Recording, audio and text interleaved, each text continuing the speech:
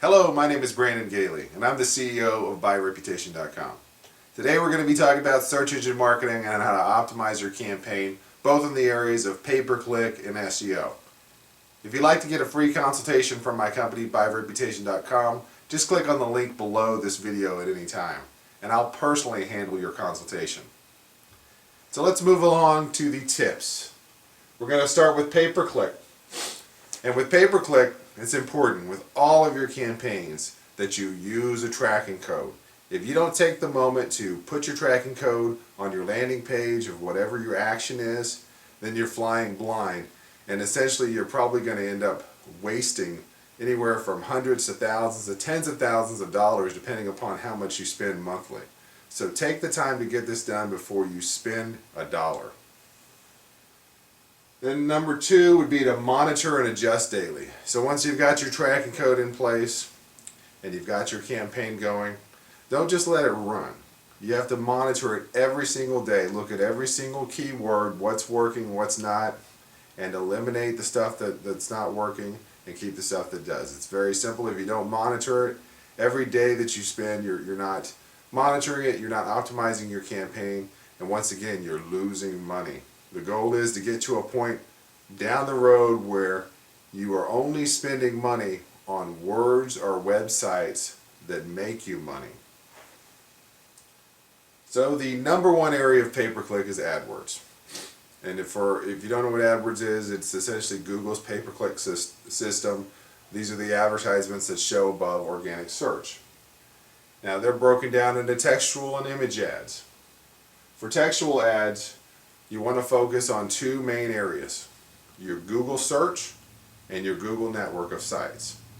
And you want to break these down into separate campaigns, because if you don't, it can get confusing really fast and it's hard to manage what's converting and what's not. So let's start with Google search only. Whenever you're choosing your keywords, you want to make sure you put brackets around the keywords. If you don't put the brackets, then Google just automatically gets any word that's close to that word and puts your ad out there. So once again, it makes it harder to figure out what's really converting, because you may have one word like credit report, but if it doesn't have brackets on it, it may be showing up for thousands of words, and it's impossible to find out which word is actually converting.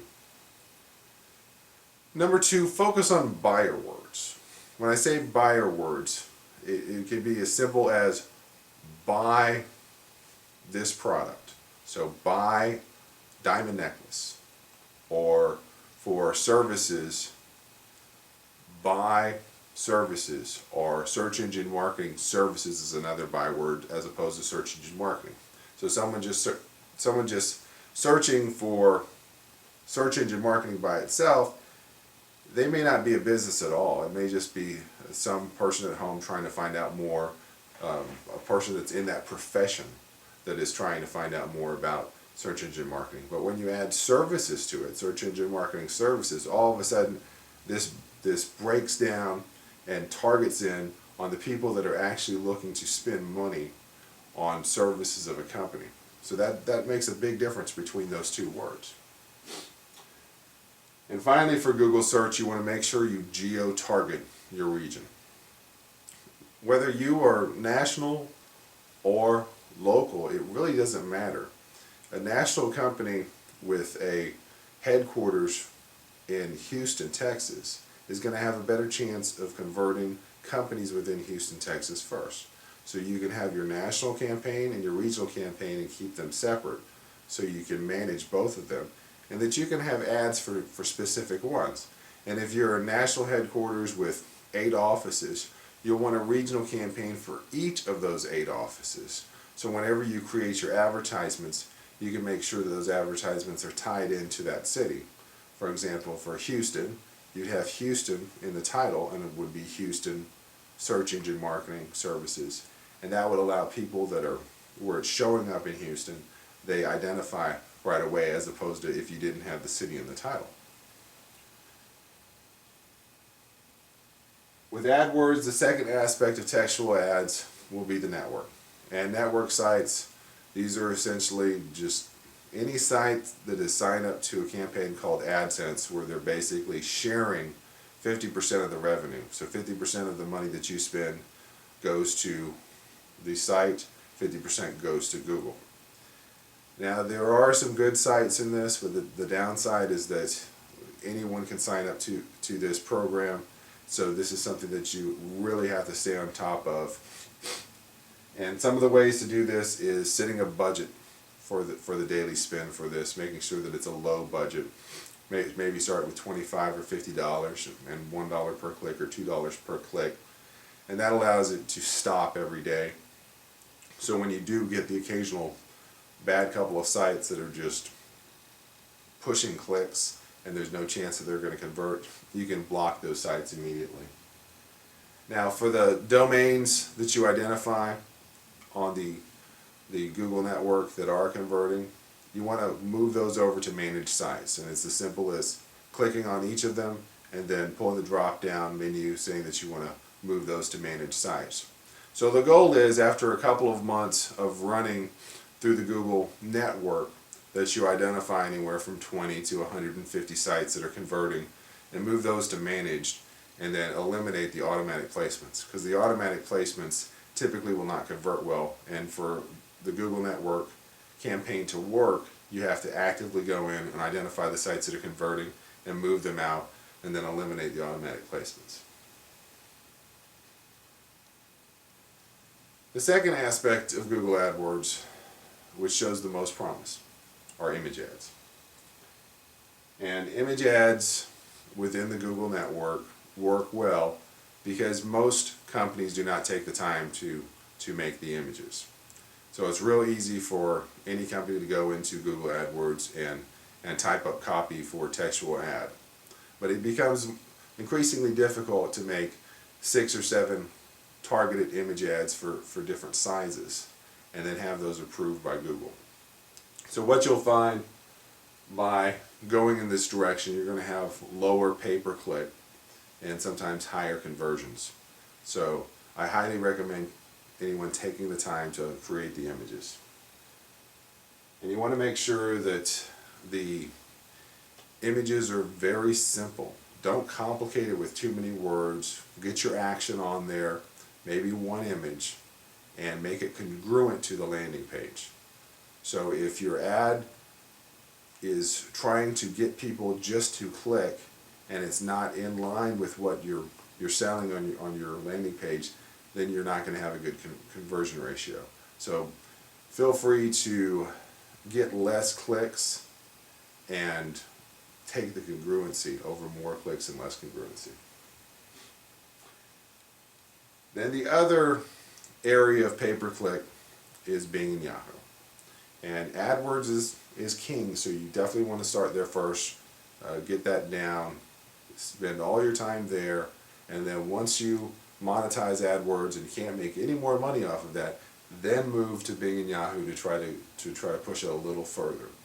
Because at the end of the day, the textual ads on Bing and Microsoft don't cover the ground that AdWords does, and it's widely noted that they don't convert as well as AdWords also. So for whatever reason, the people that are on Bing Microsoft sites, they just don't convert the same way as they do when someone does a Google search. Whenever you set up your textual ads with Microsoft and Yahoo, make sure that you choose the checkbox Microsoft owned sites only, or Bing owned sites only. If you don't choose that, the conversion ratio isn't going to have a chance. Most of the other sites that are grouped in that aren't Microsoft only sites are very poor converting sites, and it'll ruin the campaign. So that's pay-per-click. Let's go ahead and move on to SEO. So with SEO, it starts with keyword research. Now, what will happen is you can use a lot of the keyword research that's been compiled in your pay-per-click program.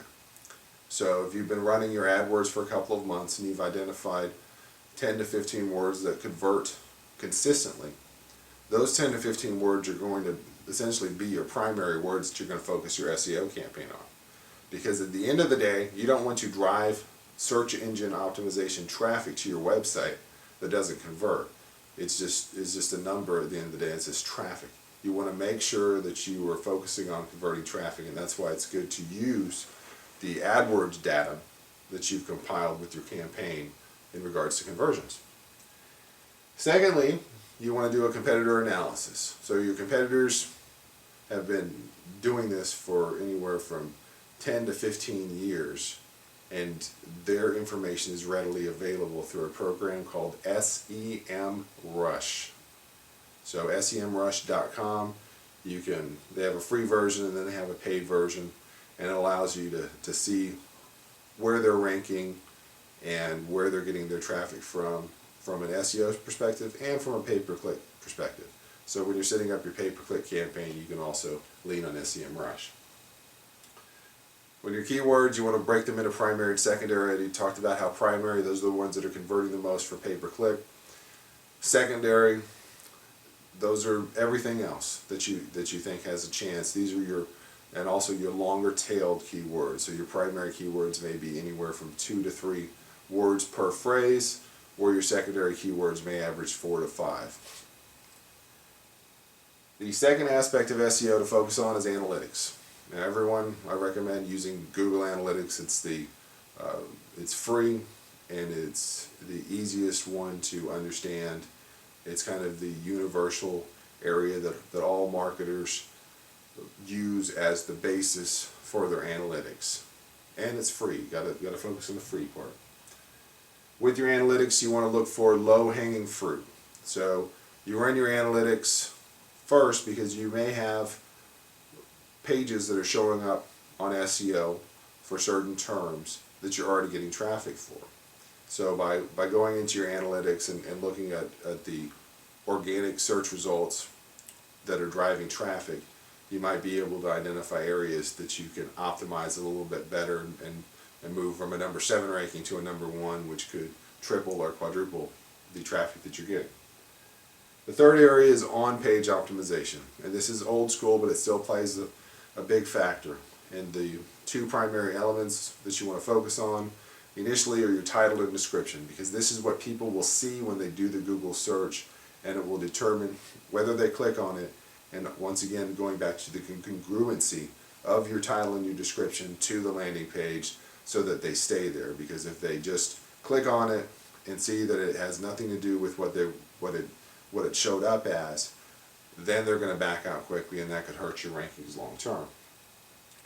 The third area is link building, and this is another old school area that's been affected by the most recent Google updates. But where it stands right now, you want to focus on white hat only. So white hat only means things that are good. Anything that might be suspicious, whether it's buying links, getting 100 links at a time, don't do it. So this is white hat only is doing it the hard way, one link, one site at a time. You want to focus on anchor text diversification, so as you get your links, whether it's an outreach program or something else, you want to make sure to rotate your anchor text. Anchor text essentially don't have search engine, if search engine marketing is the word that you're focusing on, you don't want search engine marketing every single time for every single link. You break it up: search engine optimization, search engine marketing services, search engine services, variations like that. You want to do a competition analysis also when it comes to links. Your competition, once again, has been doing this for years, and they've probably identified some places where they can get really good quality links for that might be free to just send out an email or fill out a form, and you can get that link. The best site to use for that is Open Site Explorer. You can do a search on the internet, Open Site Explorer, and you'll be able to pull that up. Once again, they have a free version and they have a paid version. Paid version will give you a little bit larger scope, but start with the free and see what happens with that. And finally, social signals. Social signals is the fastest growing element of the SEO algorithm, especially in regards to Google and Bing, and this is going to be around moving forward. The areas to focus on are Facebook, Google+, Twitter, and Pinterest. For Google, Google+ plays the largest role. And you just want to make sure you do that organically, and you can do creative ways. You can set up a Google Locker and provide some sort of content for people to get to if they Google Plus it, and then you can rotate out your home page and your different service areas to increase the plus ones. And then finally, with social signals, the location of the buttons is key. So whatever pages you're driving traffic to, you want to make it very clear where those buttons are for them to retweet it, like it on Facebook, add the images to Pinterest, and then try to incentivize them to get the click. And if you do these basic elements for SEO and the pay-per-click, I think you'll find that your campaigns are going to run a lot smoother. Once again, thank you for taking the time to listen to this tutorial on search engine marketing, and feel free to click the link below and set up a consultation, and I will talk to you personally.